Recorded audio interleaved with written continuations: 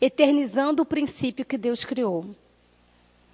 Lá em 1 Coríntios 13, de 4 a 7, fala assim: o amor é sofredor, é benigno, o amor não é invejoso, o amor não trata com leviandade, não se ensoberbece, não se porta com indecência, não busca os seus interesses, não se irrita, não suspeita mal, não folga com a injustiça, mas folga com a verdade. Tudo sofre, tudo crê, tudo espera, tudo suporta. A cada dia, nós, principalmente nós que somos casados, nós temos que meditar nesse texto e pensar: será que nós estamos vivendo exatamente aquilo que essa palavra do Senhor tem dito? Será que realmente nós estamos não nos irritando, suportando todas as coisas, não suspeitando mal? Esse texto Deus deixou para que nós pudéssemos verdadeiramente meditar. O amor, como diz aqui a irmã White, em Patriarcas e Profetas 176, Lar Adventista, página 50, o verdadeiro amor é um princípio elevado e santo, inteiramente diferente em seu caráter daquele amor que se desperta por um impulso, que subitamente morre quando severamente provado. Então, aqui é clara a definição de amor. Amor não é sentimento, como foi dito durante todo esse encontro de casais. O amor é um princípio elevado e santo. Quando nós verdadeiramente compreendermos isso em nossa vida conjugal, realmente nós vamos ter, assim, como meditar no que é o casamento. O casamento é uma instituição que foi criada por Deus no Éden, uma bênção. Só que hoje essa instituição tem sido tão degradada pela sociedade, tão vulgarizada, tão banalizada, tão desrespeitada. Hoje, casar no mundo lá fora é considerado... não tem mais respeito pelo casamento. E, infelizmente, hoje também, mesmo dentro da nossa igreja, não há mais respeito pelo casamento. E a gente vê um alto índice de divórcio entre adventistas do sétimo dia. Por que estão se divorciando? Se o amor é um princípio eterno, por que o amor está acabando? Se é eterno, por que acaba? Vamos ver mais uma definição de amor. Ciência do Bom Viver 358. É o amor um dom precioso que recebemos de Jesus. A afeição pura e santa não é sentimento, mas princípio. Os que são movidos pelo amor verdadeiro não são irrazoáveis nem cegos. Então, mais uma vez ela fala que o amor não é sentimento. O amor é princípio. Isso tem que ficar guardado em nossa mente. Porque quando verdadeiramente compreendermos que o amor é princípio, essa instituição tão sagrada, tão imaculada, que Deus criou para a felicidade do homem, ela não vai ser mais banalizada, nem vulgarizada, nem desrespeitada, nem desgastada, como hoje tem sido. Nós vamos aprender a elevar o princípio do amor e do casamento. Não pensar que qualquer coisa, divórcio. Então, a pergunta que hoje nós fazemos: por que o amor acaba? Por que eu coloquei entre aspas? Porque se o amor é um princípio eterno, não deveria acabar. Se ele acaba, é porque nós não estamos vivenciando no nosso casamento, no nosso lar, o princípio eterno de Deus. Por que ele acaba? Vocês acham que você pode enjoar do seu cônjuge, não gostar mais dele? Será que é isso que Deus quer para a nossa vida conjugal? Mas hoje eu vou falar um pouquinho, porque quando eu montei essa palestra, na realidade, ficou um resumo de tudo aquilo que os demais palestrantes falaram durante esse encontro. Hoje a gente vai fazer apenas um resumo. Por que, então, esse amor, entre aspas, acaba? Então, a gente vê a falta de paciência de ambos os lados, a falta de compreensão, o desrespeito às individualidades. Nós não aceitamos a individualidade do nosso cônjuge e, por isso, nós desrespeitamos o nosso matrimônio. A falta de domínio próprio. Domínio próprio faz parte do fruto do Espírito Santo. Então, domínio próprio, a falta de temperança no casamento. Temperança em tudo, em todos os sentidos. Temperança no falar, temperança no agir, temperança na parte de sexualidade, que nós vimos, temperança na questão financeira. Em todas as áreas nós temos que ter temperança. Deus é sábio quando fala isso. E a temperança é um dos remédios de Deus. Cura a alma. A gente também pode observar as cobranças, os ciúmes. Por que às vezes, nós mulheres, né, que tem a fama de serem as mais ciumentas, por que tudo irrita a mulher? Lá em Provérbios 21:9, fala que a mulher rixosa, a mulher irritadiça, a mulher que é briguenta, isso é terrível. O homem não suporta esse tipo de mulher. Nós temos que realmente frear o nosso impulso. Às vezes eu sei que é difícil, às vezes eles tiram as nossas paciências, mas nós temos que treinar isso, treinar ser pacientes. Na realidade, a gente diz que o cristão, ele tem que saber engolir sapo, contar até 10. Quando alguém fala alguma coisa para nós, e agora na questão do casamento, a gente tem que aprender a contar até 10 antes de responder qualquer coisa. Outro motivo porque o amor que não está sendo eternizado, né, que não é o princípio, acaba, é não saber lidar com os problemas e deixar que o problema vire uma bola de neve por falta de diálogo, por falta de conversa. Se um problema surge na vida conjugal, esse problema deve ser resolvido imediatamente. Seja ele de questão financeira, de questão conjugal, de questão sexual, seja lá o que for, o problema não pode virar uma bola de neve. Outra coisa que nós também vimos aqui na aula da doutora Patrícia, não saber expressar os sentimentos. Tanto o homem como a mulher devem expressar os seus sentimentos, principalmente os sentimentos de bondade, amor e ternura. Pastor Diego falou, quantas vezes você já falou para sua esposa que a ama? Quantos meses tem que não fala? Quantos anos tem que não fala? A mulher precisa ser amada, o homem precisa ser respeitado, né? A gente tem falado sempre isso. Então, vários fatores, a gente pode listar um número muito grande de fatores que levam ao término do amor-sentimento. Porque o amor-princípio supera tudo isso.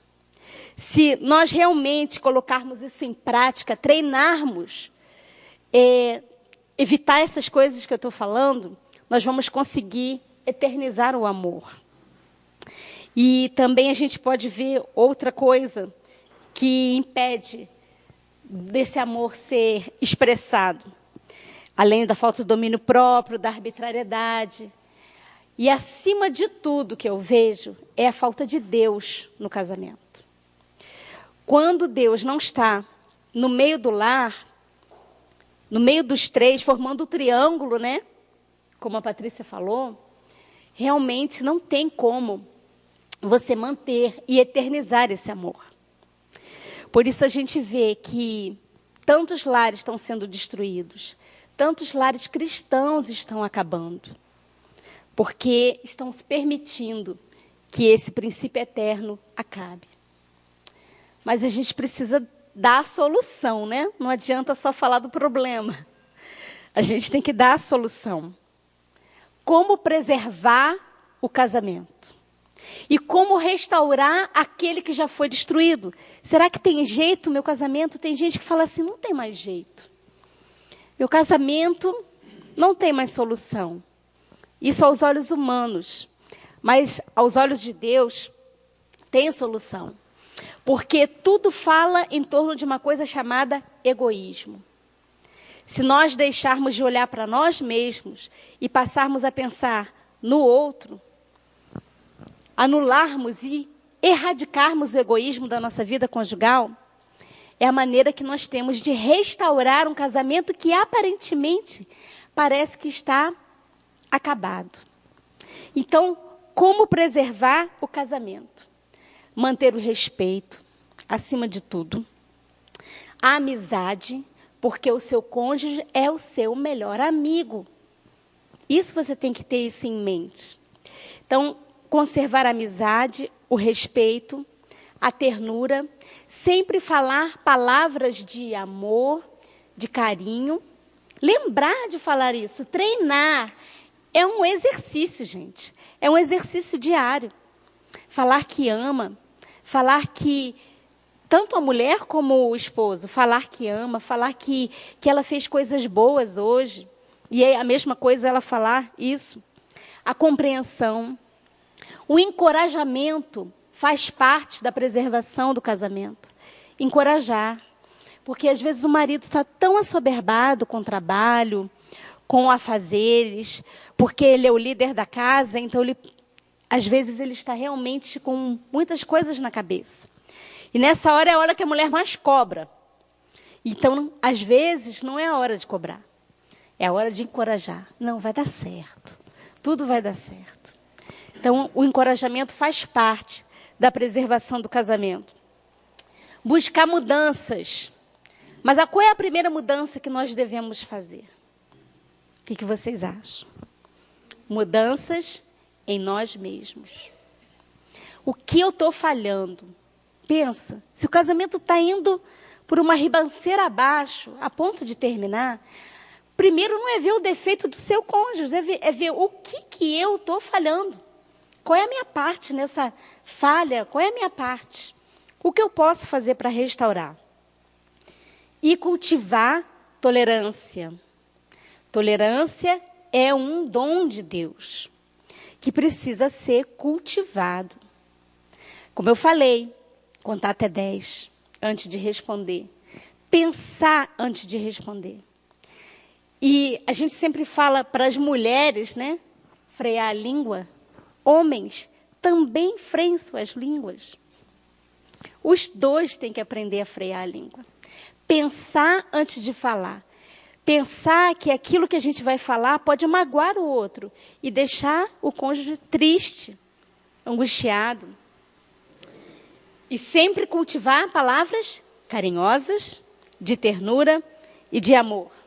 Outra coisa que temos que cultivar, por isso que eu vejo o casamento como um jardim, né? Você tem que cultivar somente as coisas boas. Cultivar bondade, cultivar domínio próprio, temperança, como eu falei, ajudar o outro a vencer os defeitos de caráter. Se o seu cônjuge tem um defeito de caráter grave, que precisa ser vencido, ele não vai ser vencido através da crítica. A crítica, a acusação, nunca vai resolver um defeito de caráter do outro. Como que você vai ajudar a vencer o defeito de caráter? Você mostra o defeito, que às vezes ele não sabe que tem. Quantas vezes a gente não sabe os nossos defeitos de caráter? Mostra, mas de que forma? Benigna e de forma a orientar. Eu sempre falo, até mesmo em relação a qualquer coisa, aos nossos alunos, a tudo. Toda vez que a gente vai disciplinar alguém, a disciplina ela não tem apenas a função corretiva. A disciplina tem sempre a função educativa. Então, se você vai ajudar o seu cônjuge a vencer um defeito de caráter, é educando, é orientando, é sempre com amor. Ainda na lista de como preservar e restaurar o casamento, a gente tem que pensar em outro ponto. Respeitar o limite do outro. Não é verdade? O respeito ao limite. A tua liberdade vai até onde chega o limite do outro. A partir dali, você não pode mais avançar. Não é? Assim, o casamento vai realmente avançar de acordo com a vontade de Deus. Outro ponto também que ajuda a preservar o casamento é vencer a precipitação temperamental. Falou, mas é meu temperamento assim, eu falo, eu sou falante, eu preciso revidar. Não, tem que vencer isso. Porque senão esse temperamento também vira defeito de caráter e vai atrapalhar o casamento. E acima de tudo, como eu falei, a falta de Deus uma das principais causas do amor acabar.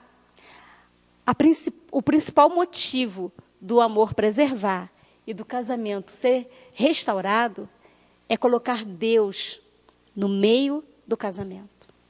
Cristo tem que ser o centro da nossa vida.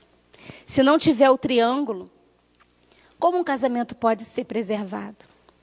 Às vezes é muito difícil nós colocarmos assim isso em palavras, porque principalmente quando um dos cônjuges não querem mais saber de Cristo. É difícil, mas Deus dá força, né? Deus aqui sustenta. Às vezes Cristo está segurando um lado só, mas através dessa união de um lado só com Cristo, o outro lado pode ser elevado. Agora eu vou dar conselhos separadamente. Eu não, a palavra de Deus. Conselhos às mulheres. Provérbios 14:1 fala assim: toda mulher sábia edifica sua casa. Gravem isso na mente. Provérbios 19:14. A mulher prudente vem do Senhor. Provérbios 12:4. A mulher virtuosa é a coroa do seu marido. Olha que texto tremendo. Será que nós estamos sendo virtuosas, prudentes, sábias e tementes a Deus? Agora, conselhos aos maridos, na palavra do Senhor. Efésios 5:25 e 28. Vós, maridos, amai as vossas mulheres, como também Cristo amou a igreja, e a si mesmo se entregou por ela. Assim devem os maridos amar as suas próprias mulheres, como a seus próprios corpos. Quem ama a sua mulher, ama-se a si mesmo. E agora um conselho da palavra de Deus aos casais. Efésios 5:33. Isso aqui vale para os dois. Assim também vós, cada um em particular, ame a sua própria mulher como a si mesmo. E a mulher reverencie, respeite o marido. Colossenses 3:18 e 19. Ainda conselho ao casal. Vós, mulheres, estáis sujeitas aos vossos próprios maridos, como convém no Senhor. Vós, maridos, amai as vossas mulheres e não vos irriteis contra elas. Agora, hoje, eu pensei num texto, esse texto foi colocado agora. Esse texto vai nos ajudar a não vulgarizar o nosso casamento. Maridos, não tratem vossas mulheres de forma vulgar como uma qualquer. Porque vocês são maridos que são filhos de Deus, santos no Senhor. Efésios 5, de 5 a 8. Porque bem sabeis isto, que nenhum devasso, ou impuro, ou avarento, o qual é idólatra, tem herança no reino de Cristo e de Deus.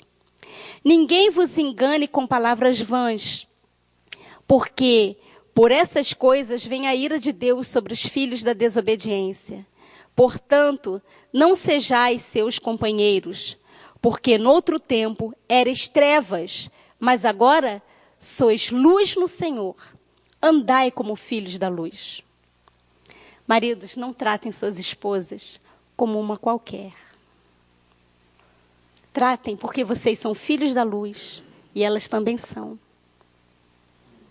Então agora eu vou inverter um pouquinho, viu, pastor Diego, aquilo que o senhor falou na palavra de Deus, que as mulheres querem ser amadas e os homens respeitados. as mulheres também querem ser respeitadas.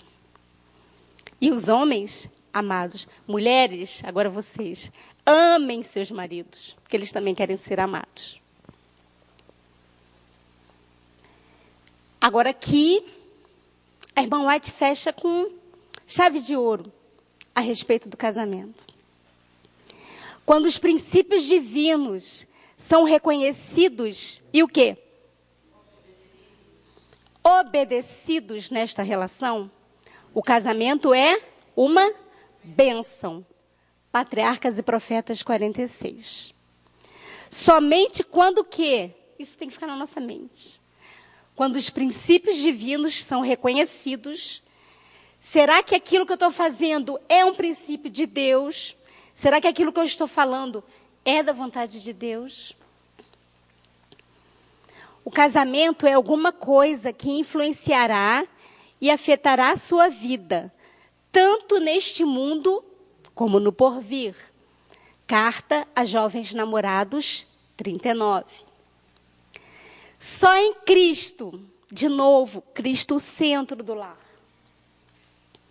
é que se pode com segurança entrar para o casamento. O amor humano deve fazer derivar do amor divino os seus laços mais íntimos.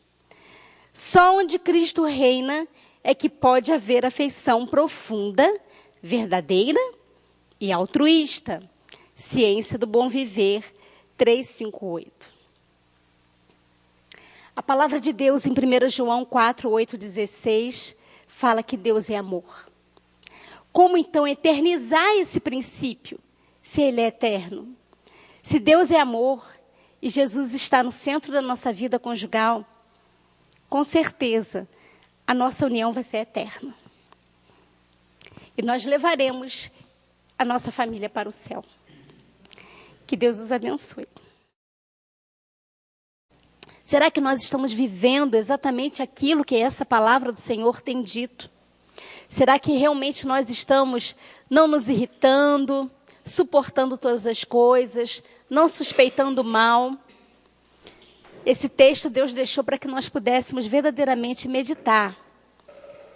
O amor, como diz aqui a irmã White, em Patriarcas e Profetas 176, Lar Adventista, página 50, o verdadeiro amor é um princípio elevado e santo, inteiramente diferente em seu caráter daquele amor que se desperta por um impulso, que subitamente morre quando severamente provado.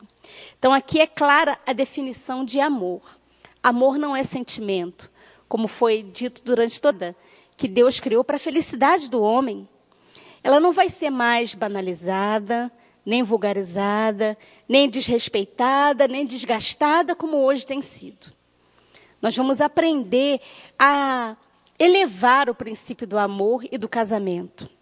Não pensar que qualquer coisa, divórcio. Então, a pergunta que hoje nós fazemos, por que o amor acaba? Por que eu coloquei entre aspas? Porque se o amor é um princípio eterno, não deveria acabar. Se ele acaba, é porque nós não estamos vivenciando no nosso casamento, no nosso lar, o princípio eterno de Deus. Por que ele acaba? Vocês acham que você precisa ser encontro de casais? O amor é um princípio elevado e santo. Quando nós verdadeiramente compreendermos isso em nossa vida conjugal, realmente nós vamos ter, assim, como meditar no que é o casamento. O casamento é uma instituição que foi criada por Deus no Éden, uma bênção. Só que hoje essa instituição tem sido tão degradada pela sociedade, tão vulgarizada, tão banalizada, tão desrespeitada. Hoje, casar no mundo lá fora é considerado... Não tem mais respeito pelo casamento. E, infelizmente, hoje também, mesmo dentro da nossa igreja, não há mais respeito pelo casamento. E a gente vê um alto índice de divórcio entre adventistas do sétimo dia. Eternizando o princípio que Deus criou. Lá em 1 Coríntios 13, de 4 a 7, fala assim: o amor é sofredor, é benigno, o amor não é invejoso, o amor não trata com leviandade, não se ensoberbece, não se porta com indecência, não busca os seus interesses, não se irrita, não suspeita mal, não folga com a injustiça, mas folga com a verdade. Tudo sofre, tudo crê, tudo espera, tudo suporta. A cada dia, nós, principalmente nós que somos casados, nós temos que meditar nesse texto e pensar: por que estão se divorciando? Se o amor é um princípio eterno, por que o amor está acabando? Se é eterno, por que acaba? Vamos ver mais uma definição de amor. Ciência do Bom Viver 358. É o amor um dom precioso que recebemos de Jesus. A afeição pura e santa não é sentimento, mas princípio. Os que são movidos pelo amor verdadeiro não são irrazoáveis nem cegos. Então, mais uma vez ela fala que o amor não é sentimento. O amor é princípio. Isso tem que ficar guardado em nossa mente. Porque quando verdadeiramente compreendermos que o amor é princípio, essa instituição tão sagrada, tão imaculada,